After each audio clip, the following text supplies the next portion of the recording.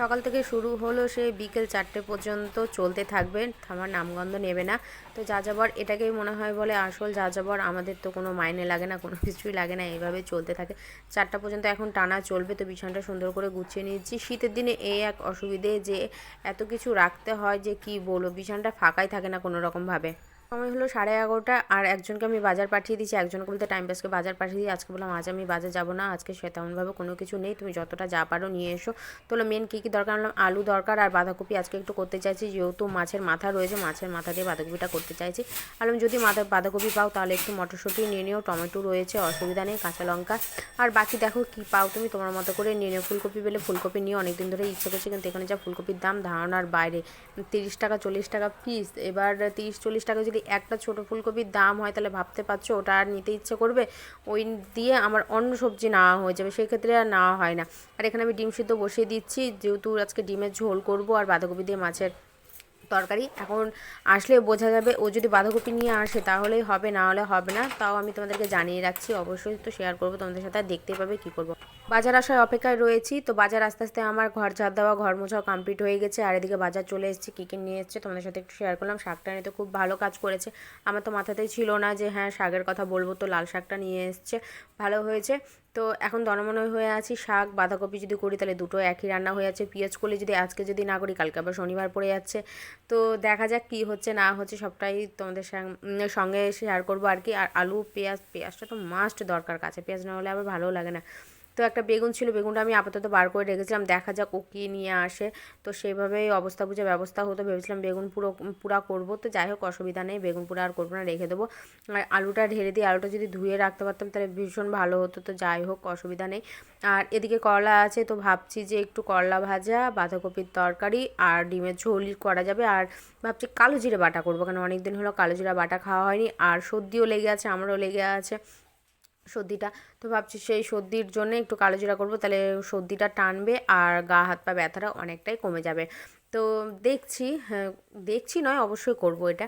তো চলো আমি সব কিছু গুছিয়ে নিই, নাহলে জায়গায় পড়ে থাকলে এইভাবে আরও সময়টা নষ্ট হবে। যখন আমি সবজিটা তোমাদের সাথে দেখাতেই বসেছি, তো তো সেটাই ভালো হয় যে একবারে গুছিয়ে নিয়ে ফ্রিজে ভরে দিয়ে তারপর আমি রান্নার জোগাড়ে বসে পড়ি।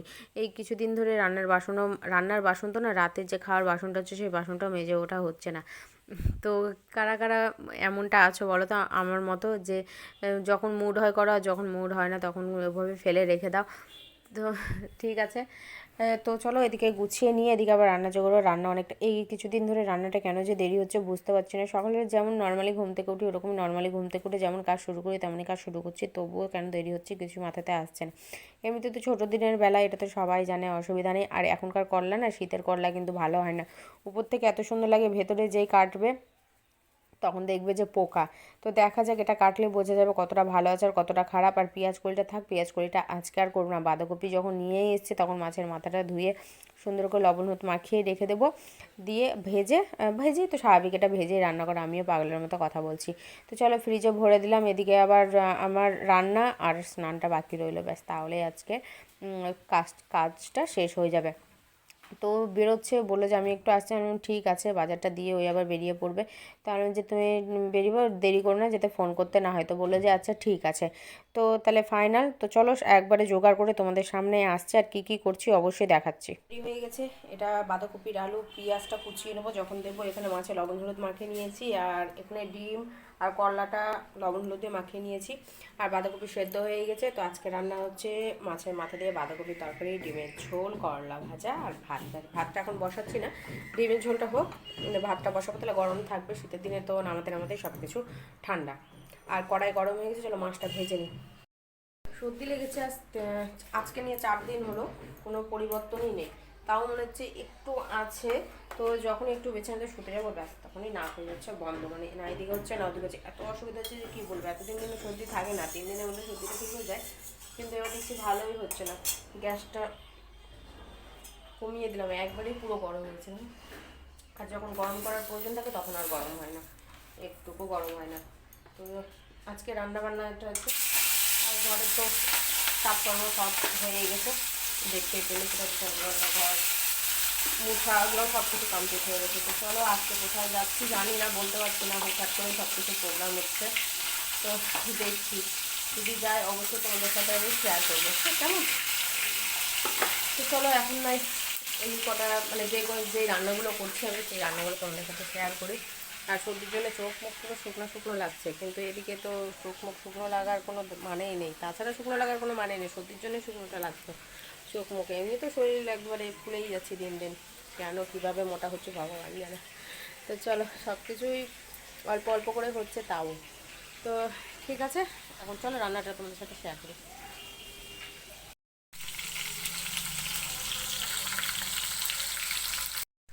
এসব ব্লগগুলো দেখছিলাম, ব্লগ দেখতে গিয়ে একদম মাথা থেকে বেরিয়ে গেছে যে তোমাদের সাথে শেয়ার করতে হবে। বাঁধাকপির তরকারি প্রায় হবো হয়ে আছে, আর কিছুক্ষণ হলে বেশ নামিয়ে নেবো। আর এখানে ডিমের যে মশলাটা আছে মশলাটা ভাজা হচ্ছে, সবে মাত্র দিলাম আর কি, দেওয়া হয়েছে, এখনও ভাজা কমপ্লিট হয়নি, একটু সময় লাগবে এটা ভাজতে। কারণ আলু দেবো না, আলু যেহেতু বাঁধাকপি দিয়েছি তাই আর এটাকে দেবো না। তো চলো এটা হয়ে যায় আসছে, আর এটাও হচ্ছে। এখানে ডিম ভাজা হয়ে গেছে, এখানে করলা ভাজা হয়ে গেছে, ভাত হয়নি, ভাতটা এটা এটা নেমে গেলে ব্যাস ভাতটা নামিয়ে দেবো।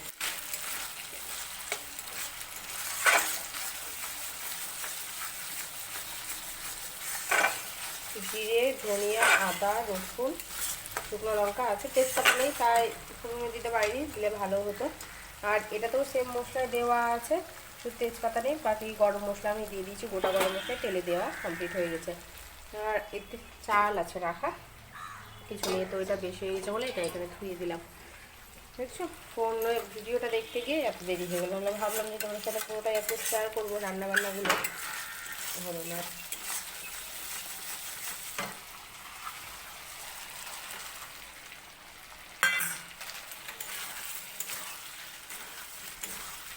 ডিমটা দিয়ে দিলাম, ডিমটা দিয়ে একটু ভালো করে ভেজে নেবো মশলাটা, তাহলে মশলাটা কী হবে এর মধ্যে যে লবণটা আছে লবণটা ডিমের মধ্যে চলে যাবে। ভাজার টাইমে তো ছড়িয়ে দিয়ে কেটে দিয়েছিলাম গায়ে যাতে না ফোটে, তো ওই মাঝে মাঝে মশলাটা ঢুকবে, লবণটাও হয়ে যাবে, খেতেও ভালো লাগবে।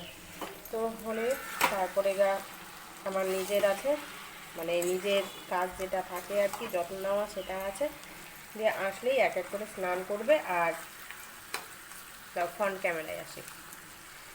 তো কমিয়েই করলাম, হয়ে যেত বাড়ি, আবার কমিয়ে করার কারণটা বুঝতেই পারছো, জলটা বেশি বাড়িয়ে দিলে।